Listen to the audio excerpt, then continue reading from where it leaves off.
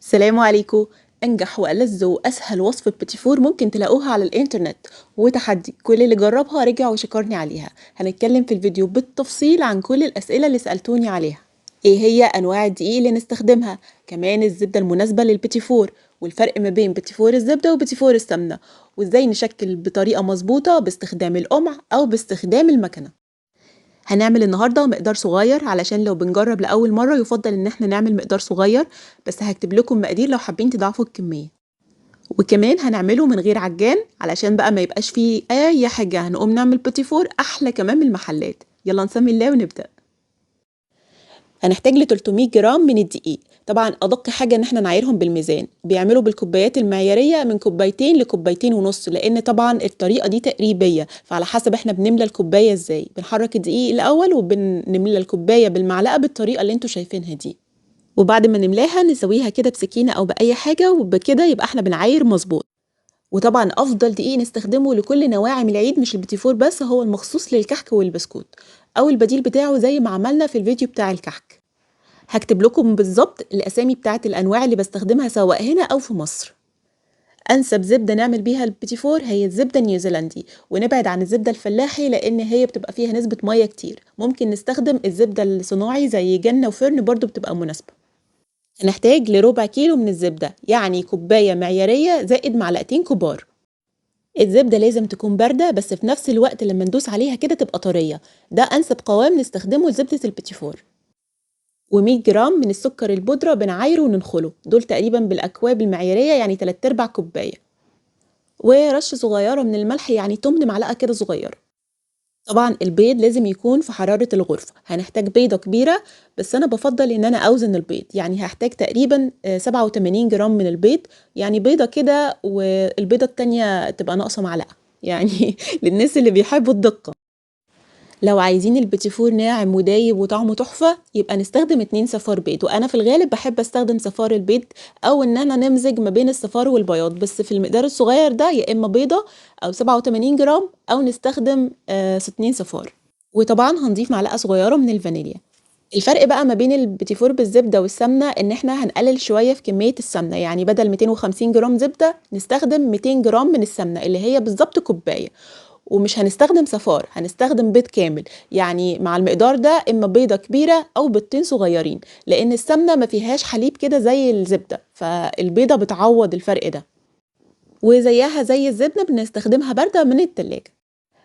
الطريقة أو التكنيك اللي بنشتغل بيه بيفرق قوي في هشاشة البيتي فور. وهنستخدم إما المضرب اليدوي أو نستخدم العجان بسلاح الكف. أنا هشتغل النهاردة بالمضرب الكهرباء. الأول بنعم الزبدة شوية، وبعد ما تطرى وتنعم كده بقوم ضايفة عليها السكر البودرة. طبعا أنا عيرته وبعدين نخلته، وبالسباتيولا كده بدخل السكر في الزبدة علشان لو جينا نضربه بالمضرب هيطير في وشنا.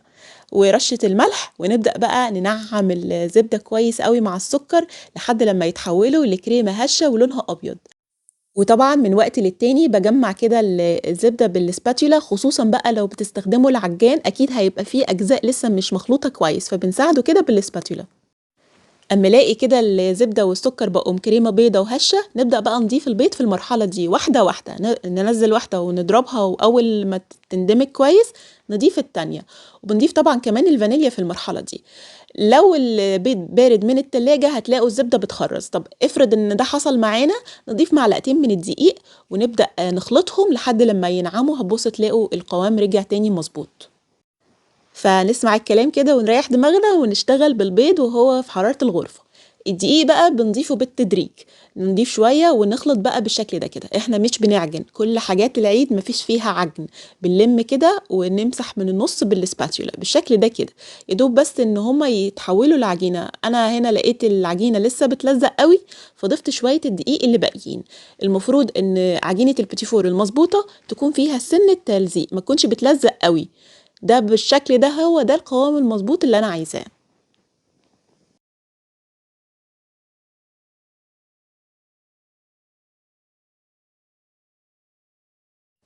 علشان نحول نفس المقدار ده لبيتي فور شوكولاتة، فاللي انا بعمله اني باخد 25 جرام او معلقتين ونص من الدقيق، وبستبدلهم ب 25 جرام من الكاكاو الخام الغير محلى. هي دي الطريقة اللي انا بعملها دايما عشان بيتي فور الشوكولاتة يطلع ناعم ودايب كده بالظبط زي بيتي فور الفانيليا.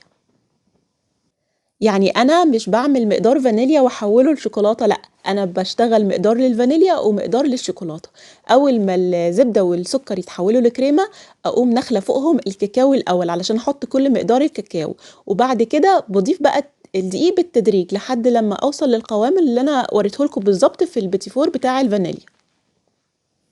لو يعني مصممين تاخدوا عجينة الفانيليا وتحولوها لشوكولاتة، يبقى الكاكاو الخام بناخده نخلطه مع حتة زبدة الأول وبعد كده بنضيفه على عجينة الفانيليا. الأخضر ده كان ماتشا اللي هي بودرة الشاي الأخضر، دي باضيف منها تقريبًا معلقتين، يعني باشيل معلقتين دقيق وباحط مكانهم معلقتين ماتشا، وممكن لون أخضر كده علشان يبقى لونه حلو، يعني ده حسب الذوق طبعًا، يعني مش عايزين بلاش، هو لونه أخضر طبيعي برضه بيبقى حلو. أكتر tip باحب أشكِّل بيها البيتي فور هي tip 4B من ويلتون، بتدّي أشكال كتيرة أوي سواء وردة أو غيره، والtip دي برضه لطيفة جدًا اسمها 2F. باحُط الtip جوّه الكيس الحلواني وباعلّم عليها من برّه كده علشان ما ابقاش قصّيت جزء كبير من الكيس، فاهمين أقصد إيه؟ وبعد كده بقى باعبّيها باجيب كوباية أو أي حاجة طويلة كده وأحُط جواها كيس عشان أعرف أعبّيه بمنتهى السهولة. بلاش نملى الكيس أوي، ولمّا نيجي نمسكه كده من التِلت اللي تحت، علشان نقدر نتحكم كويس، بالشكل اللي أنتم شايفينه كده، وطبعًا إيديّا التانية بتبقى ماسكة الطرف اللي فوق. قبل ما بابدأ في التشكيل، باخد كده كام حبة بيتي فور وبادخّلهم في الفرن الأول، علشان لو فرشوا أزوّد على العجينة شوية دقيق، يعني شوية صغيّرين كده معلقة أو 2 بالكتير يعني.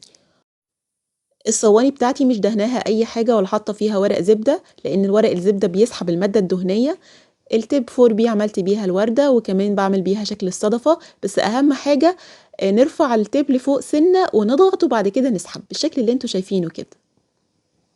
يا ريت وإحنا بنشتغل، نشتغل في مكان بعيد عن الفرن، يعني مكان فيه تكييف أو مروحة برّه المطبخ، علشان الجو بيبقى حَر ممكن يخلّي الزبدة تطرد برّه العجينة.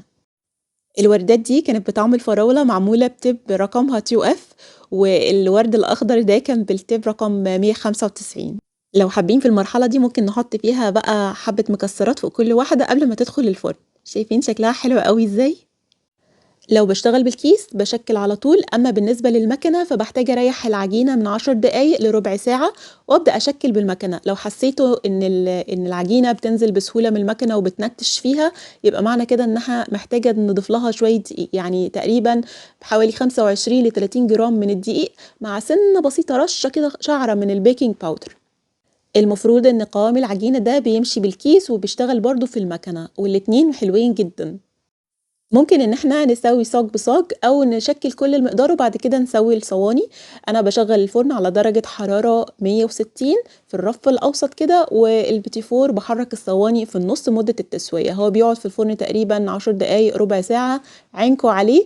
وبالنسبة لبيتي فور الشوكولاتة حطّوا مع كل صينية حتّة من بيتي فور الفانيليا علشان تعرّفكم التسوية. المفروض إن بيتي فور الشوكولاتة لمّا بيستوي بتلاقوه بقى يعني جراب سِنّة كده، يعني لونه فَتَح شوية.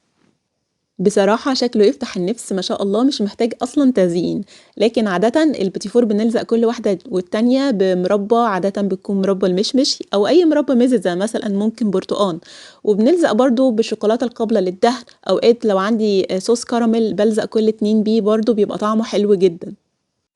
علشان نلزق البيتي فور بنختار كل اتنين قد بعض بالضبط، واحدة بتكون على الوش والتانية على الضهر، ودي بتبقى أسرع طريقة نشكِّل ونلزق بيها البيتي فور. هو بس عيب المربى إن هي بتزفلط شوية، الspread بيلزق فيها أكتر. طبعًا بالنسبة لقرمشة البيتي فور أكيد وهو طالع من الفرن بيبقى لسه بيقرمش، بس كل اللي بيتحشي هيطرى بعد يوم أو 2، فدي قاعدة لازم تبقوا عارفينها. بعد بقى ما بنلزقهم ممكن إن إحنا نزينهم بsprinkles أو مكسرات، ممكن جوز هند. أهم حاجة لمّا نيجي نغطس في الشوكولاتة نمسح كويس جدًا قبل ما نحطها في المكسرات أو الsprinkles علشان ما تنزلش شوكولاتة جواها، بالشكل ده كده. دول بتوع الماتشا غطستهم في الشوكولاتة البيضا، حطيتهم على راك علشان يتصفوا من الشوكولاتة كويس، وكل واحدة والتانية حطيت عليها فستقية كده من فوق.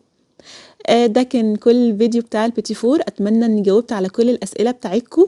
لو عجبكم الفيديو بقى لايك وشير واشتركوا في القناة، وشوفوا الفيديوهات التانية هتعجبكم إن شاء الله، واشوفكم على خير. سلام عليكم، كل سنة وأنتم طيبين.